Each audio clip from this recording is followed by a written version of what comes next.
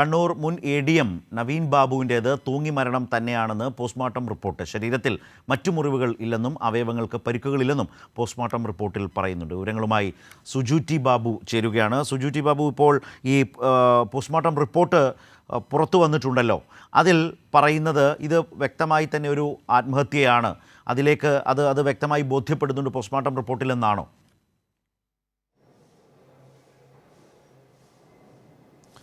തീർച്ചയായിട്ടും Sarath, postmortem report സൂചിപ്പിക്കുന്ന നവീൻ ബാബുവിൻ്റെ തൂങ്ങി മരണം തന്നെയാണ്. അതിന് കാരണമായി പോസ്റ്റ്മോർട്ടം റിപ്പോർട്ടിൽ കണ്ടെത്തി പറഞ്ഞിരിക്കുന്ന കണ്ണുകൾ അടഞ്ഞു കിടക്കുകയായിരുന്നു, മൂക്ക്, വായ, ചെവി എന്നിവയ്ക്ക് പരിക്കില്ല, ചുണ്ടിന് നീല നിറമായിരുന്നു, പല്ലുകൾക്കും മോണകൾക്കും കേടില്ല, നാവ് കടിച്ചിരുന്നു, വിരലിലെ നഖങ്ങൾക്ക് നീല നിറമായിരുന്നു, ശരീരം അഴിയതിന് ലക്ഷണങ്ങളില്ല.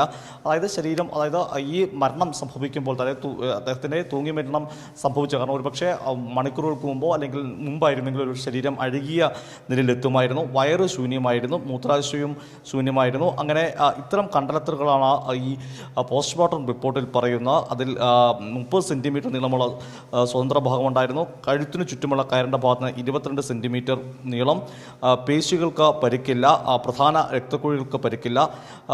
അങ്ങനെ തുടങ്ങുന്നു ഈ പോസ്റ്റ്മോർട്ടം റിപ്പോർട്ടിലെ പരാമർശങ്ങൾ. ഇതെല്ലാം സൂചിപ്പിക്കുന്നത് തൂങ്ങി മരണം തന്നെയായിരുന്നു എന്നാണ് നവീൻ ബാബുവിൻ്റെ ബന്ധുക്കൾക്ക് ലഭിച്ച പോസ്റ്റ്മോർട്ടം റിപ്പോർട്ടിലും പോലീസിന് സബ് ഇൻസ്പെക്ടർ ലഭിച്ച പോസ്റ്റ്മോർട്ടം റിപ്പോർട്ടിൽ പറഞ്ഞ കാര്യങ്ങൾ ഇത് തന്നെയാണ്. തലയോട്ടിക്ക് പരിക്കില്ല, വാരിയലുകൾക്ക് ക്ഷതമില്ല, ഇടത് ശ്വാസകോശത്തിൻ്റെ മുകൾ ഭാഗം നെഞ്ചിൻ്റെ ഭിത്തിയോട് ചേർന്ന നിലയിൽ, അന്നനാളം സാധാരണ നിലയിൽ തുടങ്ങിയ പരാമർശങ്ങളും പോസ്റ്റ്മോർട്ടം റിപ്പോർട്ടിലുണ്ട്.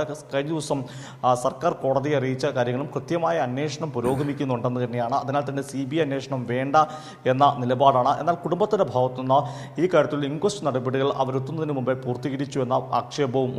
ശരത്ത, ഇതിൽ ഒരു പ്രധാനപ്പെട്ട കാര്യം സുജു, സാധാരണ നിലയ്ക്ക് ഇത്തരം പോസ്റ്റ്മോർട്ടം റിപ്പോർട്ടിലാണ് പലതരത്തിലുള്ള സംശയങ്ങൾ, ദുരൂഹത വർദ്ധിപ്പിക്കുന്ന തരത്തിലേക്കുള്ള ചില നിരീക്ഷണങ്ങൾ ഒക്കെ വരാറുള്ളത്. അവിടെയാണ് ആ മരണത്തിലെ ദുരൂഹത സംബന്ധിച്ച് ഇതിപ്പോൾ തുടക്കം മുതൽ തന്നെ ഇത് ആത്മഹത്യ എന്ന ഒരു നിലയിൽ തന്നെയാണ് മുന്നോട്ട് പോയത്. മറ്റൊരു സാഹചര്യം രൂപപ്പെട്ടത് മുൻ ADMൻ്റെ ഭാര്യ ഹൈക്കോടതിയിൽ നൽകിയ ഹർജിയിലാണ്. CBI അന്വേഷണത്തിന് ആധാരമായി പറയുന്നിടത്താണ് ഇത് ആത്മഹത്യക്കപ്പുറം കൊലപാതകമാണ് എന്ന നിലയിലുള്ളൊരു സംശയം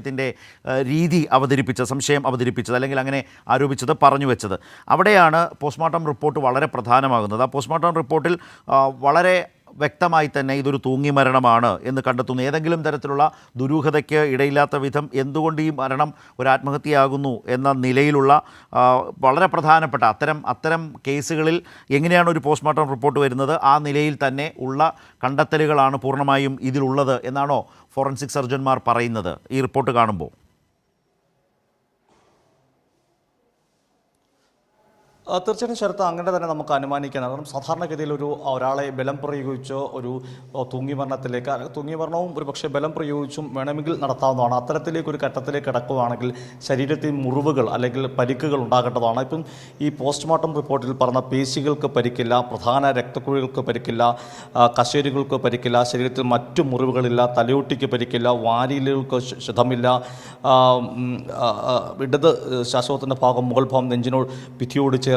അങ്ങനെ പോസ്റ്റ്മോർട്ടം നടന്ന ഒക്ടോബർ 15 ഉച്ചയ്ക്ക് 12:40 1:30 നടത്തിയ പോസ്റ്റ്മോർട്ടമാണ്. ഈ റിപ്പോർട്ടിൽ പറയുന്നത് പരിക്കുകളില്ല എന്നാണ്. അത് ഒരു തരത്തിലുള്ള പരിക്കും സാധാരണഗതിയിൽ നമുക്കറിയാം, ഒരു മനുഷ്യനെ ആത്മഹത്യ അല്ല, തൂങ്ങി മരണം ഒരാളെ വേണമെങ്കിൽ ആളുകൾക്ക് ബലം പ്രയോഗിച്ചുകൊണ്ട് തൂങ്ങി കെട്ടിത്തൂക്കാവുന്നതാണ്. എന്നാൽ അങ്ങനെ കെട്ടിത്തൂക്കുകയാണെങ്കിൽ ശരീരത്തിൽ പരിക്കുകൾ ഉണ്ടാകേണ്ടതാണ്. ബലം പ്രയോഗിച്ചതിൻ്റെ ഏതെങ്കിലും തരത്തിൽ അടയാളങ്ങളോ തെളിവുകളോ കണ്ടെത്താണ്. അത്തരത്തിൽ ഒരു തെളിവുകളും ഈ പോസ്റ്റ്മോർട്ടം റിപ്പോർട്ടിൽ കണ്ടെത്തിയിട്ടില്ല. അതിനാൽ തന്നെ ഇത് പൂർണ്ണമായും ആത്മഹത്യ എന്ന നിലപാടിലേക്ക് അല്ലെങ്കിൽ നിലയിലേക്കാണ് കാര്യങ്ങൾ നീങ്ങുന്നത്. അങ്ങനെയാണ് പോസ്റ്റ്മോർട്ടം റിപ്പോർട്ടിൽ തൂങ്ങി മരണമെന്ന് കണ്ടെത്തുന്നു. ആ തൂങ്ങി മരണത്തിന് അനുബന്ധമായി ചേർത്തിരിക്കുന്ന, ഇനി പോലീസാണ് ഇക്കാര്യത്തിൽ ഒരു ഫൈനലായി ഇത് കുറച്ചുകൂടി വ്യക്തതയോടെ കാര്യങ്ങൾ പറയേണ്ടത്. ഇതിൻ്റെ കൺക്ലൂഷനിലേക്ക് നമുക്ക് എത്താൻ സാധിക്കുന്ന, അല്ലെങ്കിൽ നമുക്ക് കൺക്ലൂഷൻ എന്ന് വേണമെങ്കിൽ ഇപ്പോൾ ഘട്ടത്തിൽ നമുക്ക് ധരിക്കാവുന്ന തെളിവുകൾ എന്ന് പറയുന്നത് ഈ കാര്യത്തിൽ അദ്ദേഹത്തിൻ്റെ നവീൻ ബാബുവിൻ്റെ ശരീരത്തിൽ പരിക്കുകളോ മുറിവുകളോ ഒന്നും തന്നെയില്ല, എല്ലുകൾക്ക് പൊട്ടലില്ല, ബാക്കി എല്ലാം ഇപ്പം ശരത്ത് സൂചിപ്പിച്ച പോലെ സാധാരണഗതിയിൽ ഒരു ആത്മഹത്യ ചെയ്യുമ്പോൾ അതിനുണ്ടാകുന്ന തെളിവുകളാണ് ഇപ്പോൾ പുറത്തു വരുന്നത്. എന്തിനാണ് കുടുംബത്തിനൊരു ആക്ഷേപം ഉണ്ടാകാൻ സാധ്യത വന്നിരിക്കുന്നത്? അവരെത്തുന്നതിന് മുമ്പ് ഈ പോസ്റ്റ്മോർട്ടം ഇൻക്വസ്റ്റ് നടപടികൾ പൂർത്തിയാക്കിയെന്നുള്ള ആക്ഷേപമാണ് കുടുംബം ഉന്നയിക്കുന്നത്.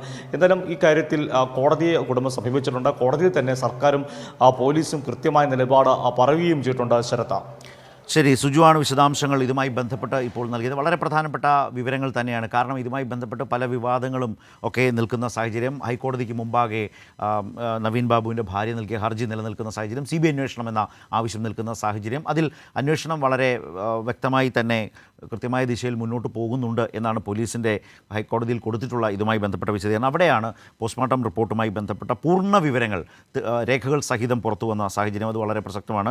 ഒരു തരത്തിലും ശരീരത്തിൽ ഈ തൂങ്ങിമരണം എന്ന് ഉറപ്പിക്കുന്ന തരത്തിലേക്ക് എന്തുകൊണ്ട് ഇതൊരു തൂങ്ങിമരണമാകുന്നു എന്ന് പോസ്റ്റ്മോർട്ടം റിപ്പോർട്ടിൽ ഇപ്പോൾ സുജു സൂചിപ്പിച്ചതുപോലെ തന്നെ വളരെ വ്യക്തമായി എഴുതിയിട്ടുണ്ട്. പേശികൾക്ക് പരിക്കില്ല എന്നുള്ള കാര്യം സൂചിപ്പിച്ചിരിക്കുന്നു. അതുപോലെ തന്നെ ശരീരത്തിൽ മറ്റ് മുറിവുകളില്ല, തലയോട്ടിക്ക് പരിക്കില്ല, വാരിയെല്ലുകൾക്ക് ക്ഷതമില്ല. ആ നിലയിൽ ഒരു തൂങ്ങിമരണം സംഭവിക്കുമ്പോൾ അത്തരം ഒരു പോസ്റ്റ്മോർട്ടത്തിൽ ഏതൊക്കെ തരത്തിലാണോ ഇത് പൂർണ്ണമായി തൂങ്ങിമരണമാണ്, അങ്ങനെ ഒരു ആത്മഹത്യയാണ് എന്ന നിലയിലേക്കൊരു പോസ്റ്റ്മോർട്ടം റിപ്പോർട്ട് രൂപപ്പെടുക, ആ നിലയിലുള്ള ഒരു പോസ്റ്റ്മോർട്ടം റിപ്പോർട്ടാണ്. അതുമായി ബന്ധപ്പെട്ട് പോസ്റ്റ്മോർട്ടം നടന്നത് ഒക്ടോബർ മാസം 15-ാം തീയതി ഉച്ചയ്ക്ക് 12:40-നും 1:50-നും ഇടയിലാണ് എന്ന് സൂചിപ്പിച്ചുകൊണ്ടാണ് പോസ്റ്റ്മോർട്ടം റിപ്പോർട്ടിൻ്റെ കോപ്പി വന്നിട്ടുള്ളത്. അതിൽ ഒപ്പുവെച്ചിരിക്കുന്നത് ഡോക്ടർ നിഖിൽ ലക്ഷ്മണാണ്. കണ്ണൂർ മെഡിക്കൽ കോളേജിലെ ലെക്ചറർ ആൻഡ് അസിസ്റ്റൻറ്റ് പോലീസ് സർജനാണ്. അതുപോലെ തന്നെ doctor Prajith TM, department of forensic medicine, government medical college, Kannur. അപ്പോൾ ഇതിൻ്റെ വിശദാംശങ്ങളാണ് നമ്മളിപ്പോൾ കണ്ടത്. അതാണ് സുജു T. ബാബു ഇപ്പോൾ വ്യക്തമാക്കിയത്.